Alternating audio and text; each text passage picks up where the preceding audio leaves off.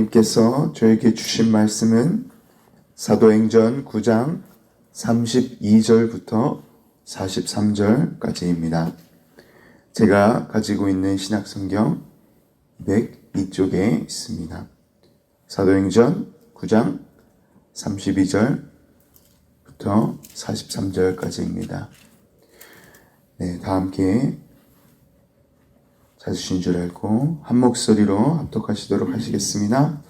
그때 베드로가 사방으로 두루 다니다가 루다에 사는 성도들에게도 내려갔더니 거기서 애니아라 하는 사람을 만나매 그는 중풍병으로 침상 위에 누운 지 8해라. 베드로가 이르되 애니아야, 예수 그리스도께서 너를 낫게 하시니 일어나 내 자리를 정돈하라 한데 곧 일어나니 루다와 사론에 있는 모든 사람들이 다 그를 보고 주께로 돌아오니라. 요바에 다비다라 하는 여제자가 있으니 그 이름을 번역하면 도르가라. 선행과 구제하는 일이 심히 많더니 그때 병들어 죽음에 시체를 씻어 다락에 누이니라. 루다가 요파에서 가까운지라 제자들이 베드로가 거기 있음을 듣고 두 사람을 보내어 지체 말고 와달라고 간청하여 베드로가 일어나 그들과 함께 가서 이르매 그들이 데리고 다락방에 올라가니 모든 과부가 베드로 곁에 서서 울며 도르가가 그들과 함께 있을 때에 지은 속옷과 겉옷을 다 내보이거늘 베드로가 사람을 다 내보내고 무릎을 꿇고 기도하여 돌이켜 시체를 향하여 이르되 다비다야 일어나라 하니 그가 눈을 떠 베드로를 보고 일어나 앉는지라. 베드로가 손을 내밀어 일으키고 성도들과 과부들을 불러 들여 그가 살아난 것을 보이니 온 요파 사람이 알고 많은 사람이 주를 믿더라. 베드로가 요파에 여러 날이 있어 시몬이라 하는 무두장이 집에서 머무니라. 아멘. 오늘 중풍병자를 고침과 죽은 자를 다시 살림이시라는 제목으로 말씀을 전하도록 하겠습니다. 오늘 본문 사도행전 9장 32절부터 43절은 놀라운 기적과 이사를 기록하고 있습니다. 예수님이 승천하시고 40일 후 오순절날 성령이 오시기를 기다리라고 하신 그리스도의 명령을 순종하고 예루살렘에서 기다리고 제자들과 예수님을 따르던 사람들이 마가의 다락방에서 모여서 기도할 때 강한 바람과 성령의 불로 각 사람 위에 임하셔서 온 사도들이 성령 충만하게 되는 놀라운 역사가 일어나게 되었습니다.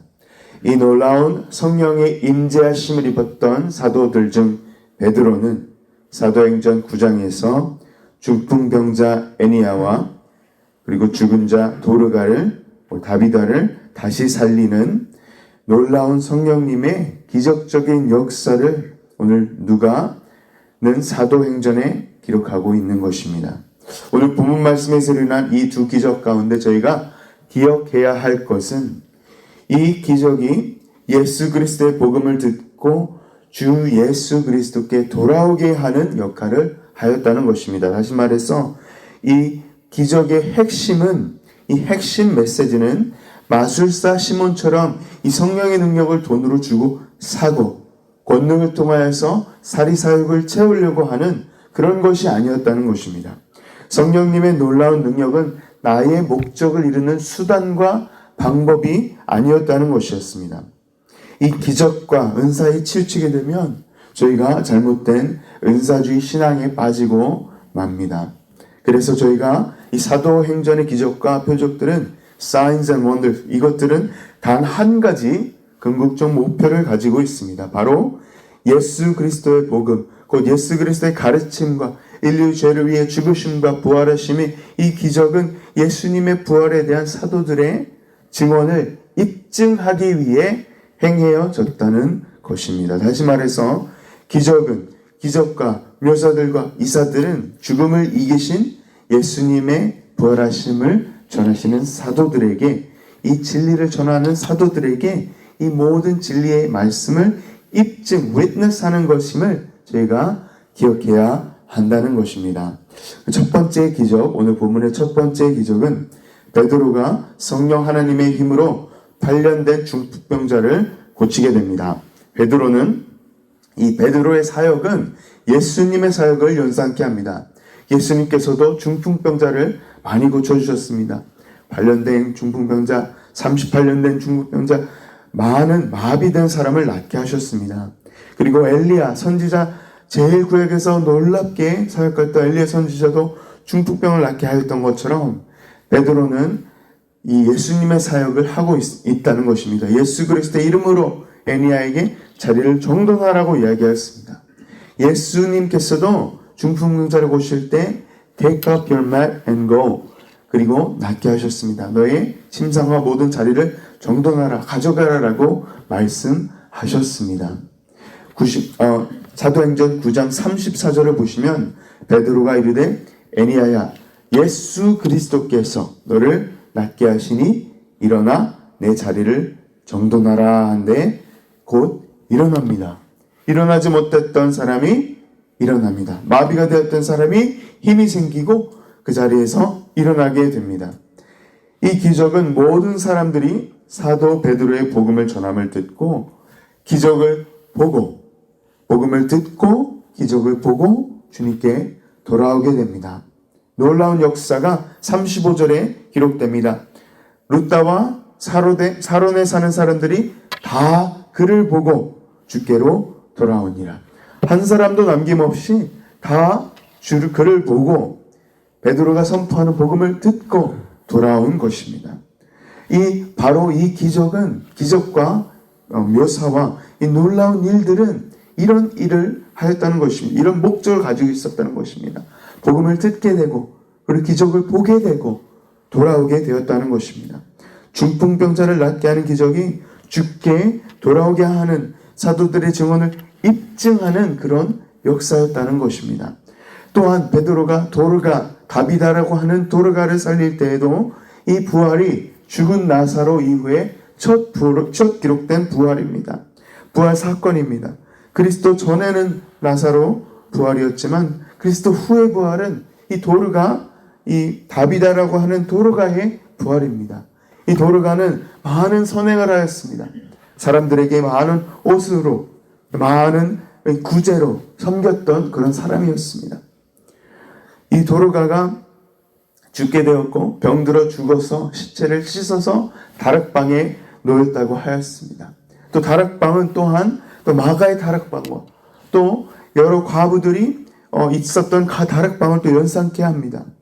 사도행전 40절을 보시면 오늘 본문 9장 40절을 보시면 베드로가 사람을 다 내보내고 무릎을 꿇고 기도하고 돌이켜 시체를 향하여 이 모든 사람을 다시 내보냅니다.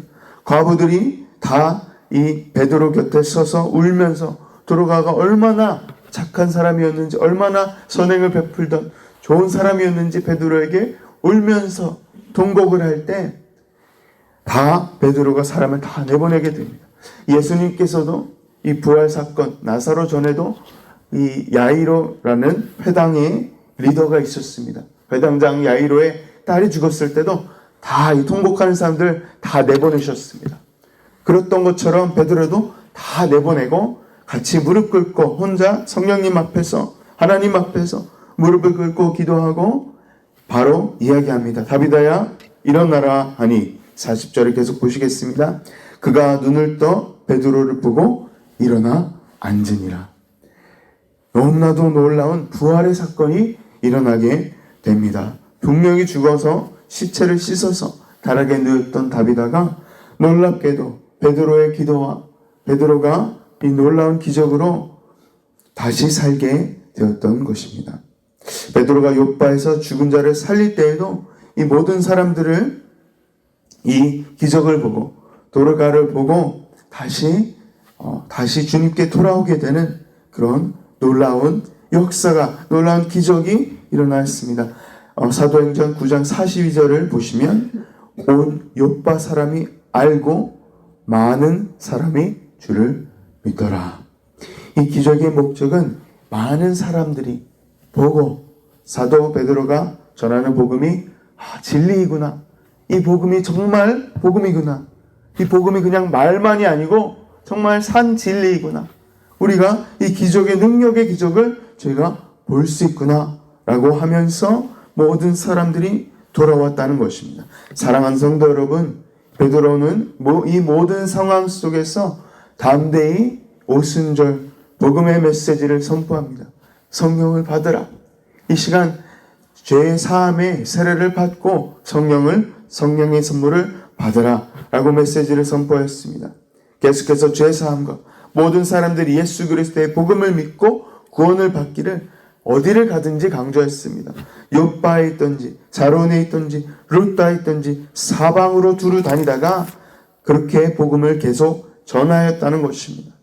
어디를 가든지 담대하게 이 복음의 메시지를 선포하였던 것입니다. 성령을 받고 강하고 담대하게 종교 지도자와 십자가형이 두려워서 숨어있던 베드로가 너무나도 강하고 너무나도 담대하게 말씀과 복음을 그리고 기적을 행하였고 선포하였다는 것입니다. 사람들이 주를 믿게 되고 많은 사람들이 주님께 다시 돌아오게 되는 이 놀라운 일이 일어난 것입니다. 그렇습니다. 항상 오늘날 살아가고 있는 저희에게도 성령님의 강권적인 역사가 있는 곳에는 항상 말씀 선포가 있다는 것입니다. 말씀 선포가 있는 곳에는 성령님의 역사심이 항상 있습니다. 말씀 선포의 복음의 메시지와 성령 하나님의 역사는 항상 동일하게 같이 가지 따로 가지 않음을 믿습니다. 사랑하는 성도 여러분, 그렇습니다. 살아계신 하나님의 말씀, 복음에 선포되는 곳에 성령 하나님의 역사하심이 있음을 믿습니다. 마지막 때가 더 가까워질수록 가짜 기적들이 많아지고 가짜 병고침이 많아지고 가짜 부활들도 많아질 것임을 저희는 마태복음 24장 누가복음 통해서 전 기억해야 합니다. 오늘 본문의 교훈은 진짜 그리스도인들은 이 기적을 보고 놀랄 것이 아니라 주님께 돌아오고 주님의 이름을 부르짖는 모든 영혼들이 주를 믿는 것, 또 구원을 얻을 수 있는 것이 바로 오늘 말씀의 핵심인 것입니다. 사랑하는 성도 여러분, 오늘 하루도 이 말씀에 저희 삶 가운데 변화를 일으키기 원합니다. 더욱더 저희 주위에 잃어버린 영혼들, 잃어버린 가족들 주님께 다시 돌아올 수 있도록 기도하기 원합니다. 주님의 타임테이블을 믿으시기 바랍니다. 꼭 돌아올 것입니다. 이 희망과 소망을 잊지 않으시고 계속해서 기도하시기 바랍니다. 육적인 병고침, 이 세상에서 조금만 수명을 연장하는 것보다 영적인 중풍병과 영적인 마비와 영적인 죽음을 더 무섭게 생각하고 이 정신을 차리고 믿음을 끝까지 지키는 참 제자, 진짜 제자가 되시길 예수 그리스도의 이름으로 간절히 축원합니다. 아멘. 저희 마지막으로 오늘 말씀의 핵심, 다시 한번 두 번째 핵심을 나누고 말씀을 맺도록 하겠습니다. 오늘 본문 말씀에 베드로가 예수님이 하셨던 것처럼 놀라운 병고침과 부활의 기적을 행하고 있음을 볼 수 있습니다. 이 베드로는 놀라운 능력의 사람이었습니다. 제자들 중에서도 물 위를 걸었던 유일한 제자였습니다. 아마 이 물 위를 걸었던 유일한 이 세상의 사람이었을 것입니다. 중풍병자를 낫게 하고 죽은 사람이 부활하게 하고, 이 베드로가 동일한 기적을 예수님처럼 하고 있습니다. 예수님처럼 물 위를 걸었던 것처럼 이 예수님께서 또 회당장 야이로의 딸과 이 다시 나사로가 부활하게 하셨던 것처럼 중풍병자를 낫게 하고 부활하게 하고 베드로는 예수님이 한 것처럼 똑같이 동일하게 기적을 베풀고 있음을 보셨습니다. 볼 수 있습니다. 저희 요한복음 14장에서는 저희 주님께서는 놀라운 말씀을 하십니다. 요한복음 14장 12절 15절을 제가 잠시 읽어보도록 하겠습니다. 내가 진실로 진실로 너에게 이르노니 나를 믿는 자는 내가 하는 일을 그도 할 것이요 또한 그보다 큰 일도 하리니 이는 내가 아버지께로 감이라. 13절 너희가 내 이름으로 무엇을 구하든지 내가 행하리니 이는 아버지로 하여금 아들로 말미암아 영광을 받으시게 하려 함이라. 14절 내 이름으로 무엇이든 내게 구하면 내가 행하리라. 15절 너희가 나를 사랑하면 나의 계명을 지키리라. 아멘. 첫 번째, 내가 하는 것이 아닙니다. 내 안에 계신 성령님이 하시는 것입니다. 예수님께서 예수님보다 더 큰 일을 할 수 있다 말씀하신 것이 정말 예수님보다 큰 일일까요? 제 안에 계신 이 베드로가 했던 것이 베드로가 정말 한 것이 아니고 베드로 안에 계셨던 성령 하나님께서 하신 것입니다. 성령 하나님께서는 Not my will, but your will be done. 예수님께서 고백하신 이 마음, 이 고백이 저희 안에도 있어야 된 것입니다. 내 원대로 마옵시고 아버지의 뜻대로 하옵소서. 이것이 바로 성령님의 고백, 저희 안에 계신 성령님의 고백입니다. 저희 안에 이런 고백이 있어야 될 줄 믿습니다. 아들의 영의 고백은 내 뜻대로 마옵시고 아버지의 뜻대로 하옵소서. 예수 그리스도께서는 모든 능력과 모든 권세를 받으셨으나 이 모든 디자이어와 모든 원을 하나님께 드렸다는 것입니다. 내 안에 계시는 성령님께서 예수님의 이름으로 하나님께 영광되는 삶을 살아내게 하는 것이 바로 참 그리스도인의 삶인 것입니다. 그래서 사랑하는 성도 여러분, 여러 기적들이 저희 체험을 할 수 있습니다. experience를 할 수 있습니다. 방언을 하고 놀라운 기적을 하고 죽은 자를 살리고 중풍병자를 고치고 이빨이 금으로 변하고 이 성령 체험을 하는 것이 위대한 능력만이 아닙니다. 정말 위대하고 제일 굉장한 기적은, 저희가 볼 수 있는 너무나도 큰 기적은 이 내면의 성화입니다. 영적인 변화인 것입니다.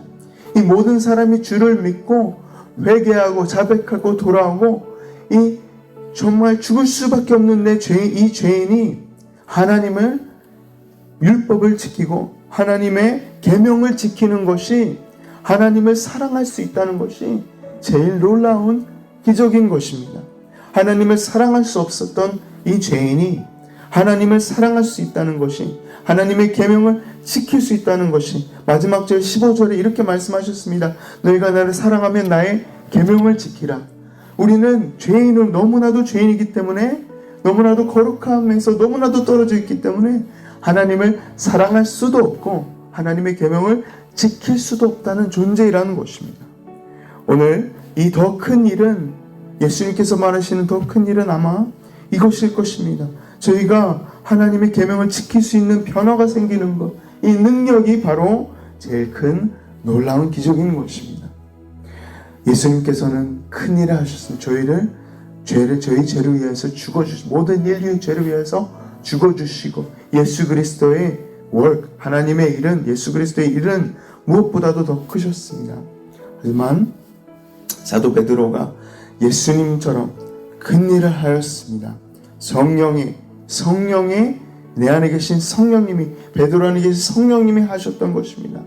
제일 큰 기적은 저희가 율법을 지키는 것입니다. 오늘 말씀을 기억하시면서 기도로 나아가시겠습니다.